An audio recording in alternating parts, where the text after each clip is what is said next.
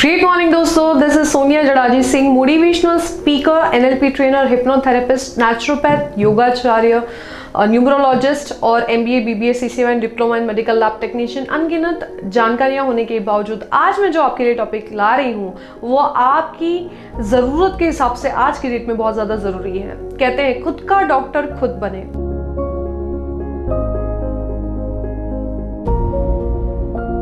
काफ़ी लोग आज कोरोना क्राइसिस से गुजर रहे हैं, काफ़ी लोगों को हेल्थ प्रॉब्लम्स हैं और जान नहीं पाते कि प्रॉब्लम है क्या। एलोपैथिक दवाई ले रहे हैं जिसके इफेक्ट तो है लेकिन साइड इफेक्ट भी उतने हैं और फिर उनकी आदत हो जाती है, फिर क्या करें समझ नहीं आता। तो आपको याद होगा कि पहले के ज़माने में लॉन्गलिटिविटी बहुत ज़्यादा थी, यानी उम्र अगर बोलते कि लाइफ एक्सपेक्टेंसी कितनी है तो 100 साल तक लोग जीते थे। आज हम 2020 में आ चुके हैं और 60 साल ये लाइफ एक्सपेक्टेंसी बताई जा रही है। शायद आने वाले 20 सालों में लाइफ एक्सपेक्टेंसी 40 या 30 तक भी जा सकती है। क्यों?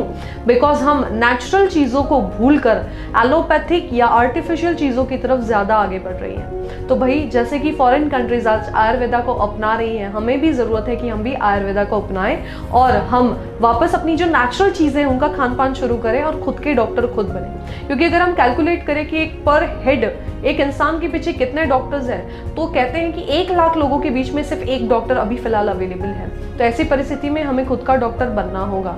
तो अब आइए मैं आपको ऐसे कुछ नुस्खे बताने जा रही हूँ आयुर्वेद के, कि जिसके द्वारा पहले जब हम एक आयुर्वेदाचार्य के पास जाते वो सिर्फ आपकी नब्ज चेक करता और बता देता कि आपको तकलीफ क्या है और आपको आयुर्वेदिक दवा दे देता और उससे हमें फायदा भी होता है। क्या नाड़ी में परीक्षण होता था कि जिसके कारण उन्हें पता चल जाता था। तो आइए इस सीक्रेट को आज जानते हैं। शायद किसी और चैनल में आपको ये देखना ना मिले तो इसको ध्यान से सुनिएगा और अंत तक पूरा सुनिएगा।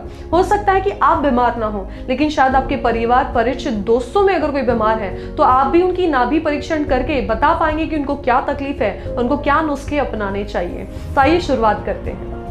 सबसे पहले तो आपको जानना होगा कि 3 प्रकार की प्रकृति होती है, जो होती है वात, पित्त और कफ।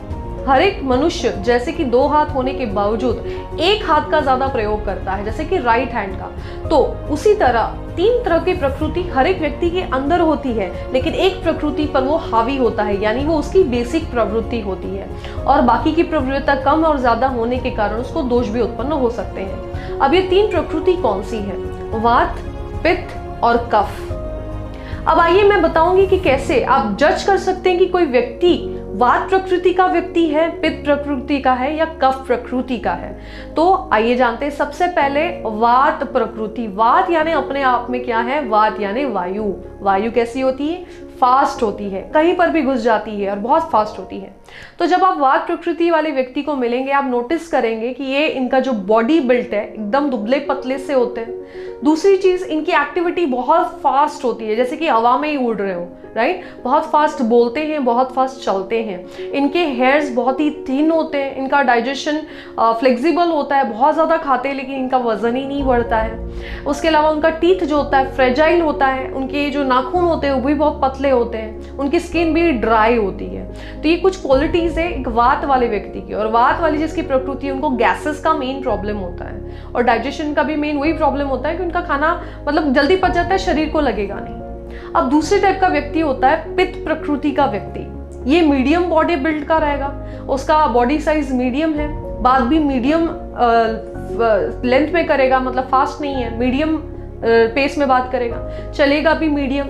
पित्त वालों का एसिडिटी का मेन तकलीफ होता है। पित्त यानी पित्त दोष जिसको एसिडिटी कहते हैं। तो उनका एसिडिटी का मेन प्रॉब्लम होता है, इसलिए उनका दिमाग हमेशा गर्म रहता है ना, थोड़े गुस्से वाले होते हैं। उनके बाल ब्राउन कलर के होते हैं बिकॉज पित्त ज़्यादा होने के कारण। नॉर्मल थिक हेयर्स होते हैं और टीथ भी स्ट्रांग होती है लेकिन हल्की पीली हो सकती है, स्ट्रांग रहती है। और नाखून भी पिंक होते हैं और स्ट्रांग होते हैं। अब ये रहे पित्त प्रकृति वाले लोग।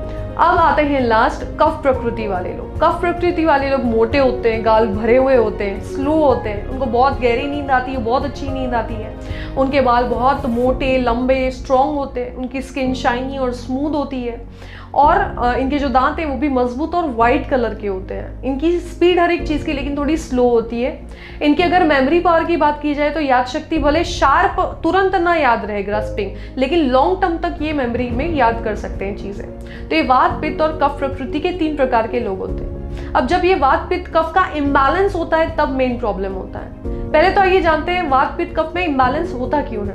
वो खान पान से हो सकता है कि किसी खान पान की चीज़ का आप सेवन कर रहे हैं जो आपको शरीर में फायदा नहीं कर रही है। जैसे कि अगर मैं चाय की बात करूं, जो लोग ज़्यादा चाय पीते हैं उनके शरीर में पित्त ज़्यादा बनता है, जिसके कारण एसिडिटी की तकलीफ हो जाती है। तो वो प्रकृति उन पर हावी होकर उनको दोष देना शुरू कर देती है, प्रॉब्लम शुरू करती है, जैसे एसिडिटी, अल्सर्स, मुंह में छाले वगैरह वगैरह। तो अब इसके अलावा खान पान के अलावा है डेली शेड्यूल। मतलब अगर मैं बात करूं क्लॉक की, तो क्लॉक के हिसाब से हमारा बॉडी क्लॉक वात पित्त और कफ में 3 टाइम जाता है। मतलब कैसे, अगर मैं बताऊं रात के 2 से 6 बजे तक तो वात प्रकृति 2 से 6 के बीच में प्रबल रहती है। इसलिए 2 से 6 के बीच में आप देखिएगा अगर कोई व्यक्ति सुबह 4 बजे उठ जाता है तो बेस्ट होता है डाइजेशन के लिए, बिकॉज सब मोशन क्लियर हो जाता है, पेट साफ हो जाता है, क्योंकि वो टाइम पे वात कारगर होता है। तो वो टाइम पे डाइजेशन और असिमिलेशन की, एक्सक्रीशन के लिए वो बेस्ट टाइम होता है। और उस टाइम पे गैसेस भी बहुत ज्यादा होती है, अगर आप उठे नहीं है तो उस टाइप के बाद डाइजेशन गड़बड़ हो जाता है। 6 से 10 के बीच में होता है कफ। इसलिए लोग कहते हैं 6 के बाद सोना नहीं चाहिए, क्योंकि अगर 6 के बाद भी आप 8 बजे तक 10 बजे तक सो रहे हैं तो वो टाइम पे आपका शरीर कंटिन्यूअसली कफ बनाता रहता है। तो उस टाइम पे हमें उठकर फिजिकल एक्सरसाइज यानी बॉडी को गर्म रखने की आदत डालनी होगी। फिजिकल एक्सरसाइज करें, बॉडी गर्म रहेगा तो जो कफ नेचुरली बॉडी बनाने वाला है वो नहीं बनाता, यानी आपके शरीर में कफ का प्रभाव नहीं पड़ता। उसके बाद आता है 10 से 2 बजे का टाइम। ये होता है फिर से पित्त का समय। ये टाइम पे इतना ज्यादा बॉडी एसिड्स बनाती है खाना पचाने के लिए, तो ये टाइम पे आपको ब्रेकफास्ट, लंच, जो भी खाना पीना करना है तो वो आपको इस टाइम पे करना होता है। अगर ये टाइम पे आप नहीं करते और 2 के बाद करते हैं तो वो टाइम पे एसिड्स बन नहीं रहे तो खाना पचेगा नहीं, डाइजेशन प्रॉब्लम होगी।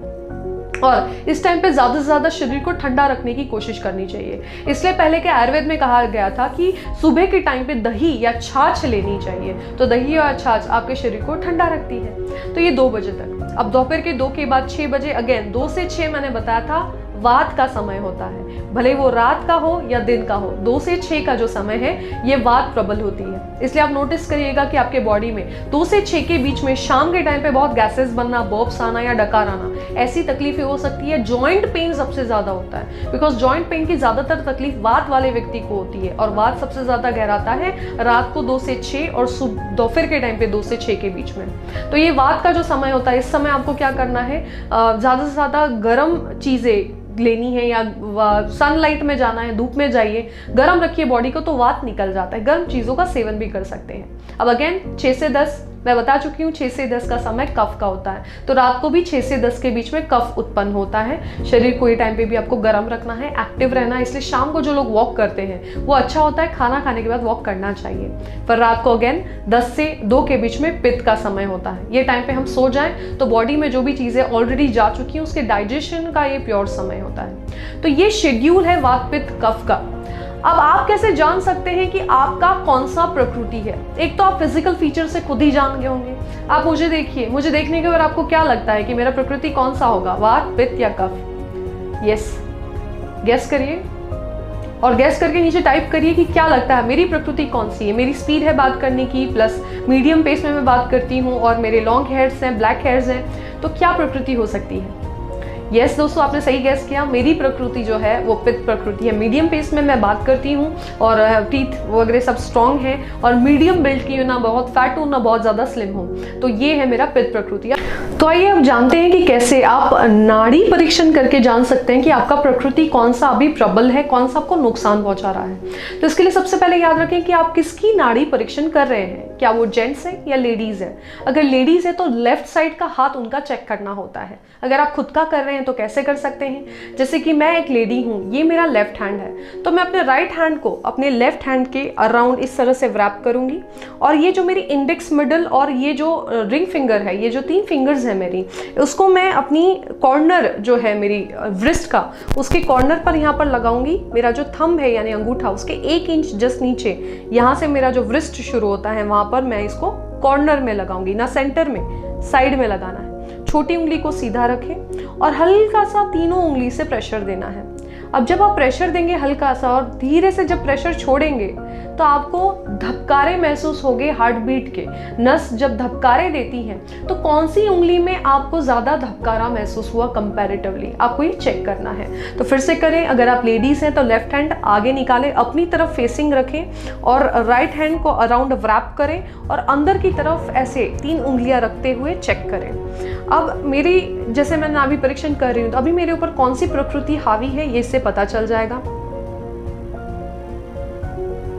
तो मेरी मिडिल फिंगर पर ज्यादा धबकारे मुझे महसूस हो रहे हैं।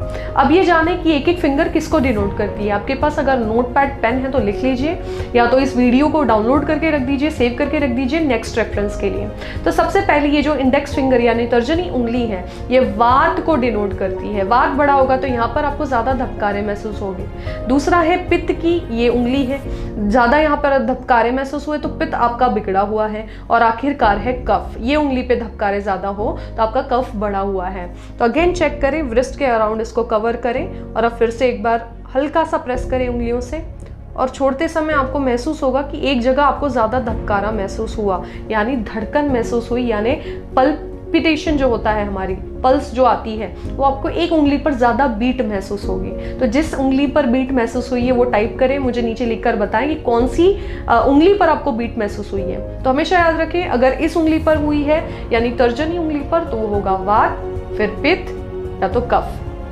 सो ये 3 उंगली को चेक करके आप जान जाएंगे कि कौन सी प्रकृति अभी हावी है जिसके कारण अभी आपको दोष हो रहा है। तो मैंने जैसे बताया मेरी प्रकृति ही पित्त है और मुझे पित्त ही नॉर्मल आ रहा है, तो मुझे अभी कोई प्रॉब्लम नहीं है, इसलिए मेरी प्रकृति के हिसाब से मैं सही चल रही हूँ। लेकिन अगर आपको कोई प्रॉब्लम है तो यहाँ पर तुरंत पता चलेगा कि आपकी प्रकृति के विपरीत आपकी जो धड़कनें अगर बढ़ी हुई है वहाँ की, तो मतलब वो प्रकृति में दोष आ रहा है। अब आइए जानते हैं कि इन दोषों को दूर कैसे करें। सबसे पहले खान पान को बदलना है और दूसरा है जो टाइमिंग्स मैंने आपको बताया कि सुबह 4 बजे से अगर आप उठ जाते हैं, गर्म पानी पीते हैं, पेट साफ कर लेते हैं, उसके बाद 6 से अपनी एक्सरसाइज जो भी आपको करनी है, प्राणायाम हो, योगा हो, एक्सरसाइज हो, वो करें। 2 बजे के पहले खाना खा लें और ठंडा रखने के लिए पेट को छाछ या दही का उपयोग करें। रात को कफ का समय आता है 6 से 10 बजे के बीच में, और कफ में गर्म दूध आपको फायदा करेगा बिकॉज वो गर्म होता है प्रकृति से। तो रात को हल्का सा गर्म दूध के अंदर केसर डाल के, शक्कर डाल के आप पी सकते हैं, तो उससे गर्म भी रहेगा। अब हो सकता है कि कोई प्रकृति हावी हो रही हो, जैसे कि किसी को आर्थराइटिस, जॉइंट पेन हो रहे हैं, यानी वात बढ़ा हुआ है, तो क्या करें। तो वात वाले व्यक्तियों को फिजिकल एक्सरसाइज जरूरी होती है ताकि बॉडी गर्म हो, या तो खान पान में गर्म चीजों का प्रयोग आप कर सकते हैं जो शरीर को गर्म करें। अब आता है कफ प्रकृति, इसमें भी गर्म चीजें जैसे कि कॉफी पीना बहुत ज्यादा अच्छा होता है क्योंकि कफ उससे कटता है। मॉर्निंग में ये टाइम पे जो 6 से 10 का समय, उस टाइम पे एक्सरसाइज आप बनाए रखें। खाने पीने में भी गर्म चीजों का प्रयोग आप कर सकते हैं। और फाइनली आती है पित्त, जिसका पित्त बढ़ा हुआ है, ठंडी चीजों का ज्यादा सेवन करें, जैसे कि छाछ, मट्ठा, दही, बस। और ठंडा दूध भी अगर आप पीते हैं तो जब दूध जैसे ठंडा हुआ तो उसकी प्रकृति ठंडी हो जाती है, तो आप पित्त में इन चीजों का प्रयोग कर सकते हैं। ये वीडियो काफी अभी लंबा होने जा रहा है, तो क्या दोस्तों आप ये जानना चाहती हैं डिटेल में कि अगर आपका पित्त बढ़ा हुआ है तो आपका डेली रूटीन में क्या खान पान आपने खाना चाहिए तो आपका पित्त, वात या कफ ठीक हो सकता है। तो अगर आप इस विषय के बारे में और डिटेल में जानना चाहते हैं तो मुझे कमेंट बॉक्स में जरूर लिखें, रिप्लाई करें, फीडबैक दें, ताकि मुझे पता चले कि इस विषय पे आप वीडियोस चाहते हैं तो मैं उस विषय पर आपके लिए वीडियो बनाऊं। और जरूर मुझे बताइए कि ये वीडियो आपको कैसा लगा और आपकी कौन सी प्रकृति अभी आप पर हावी है और नाड़ी परीक्षण से क्या आपको फायदा हुआ। तो अगर आपको ये वीडियो पसंद आया हो तो लाइक, शेयर, सब्सक्राइब जरूर करें। मिलते हैं अगले वीडियो तक। जय हिंद, जय भारत, जय हो।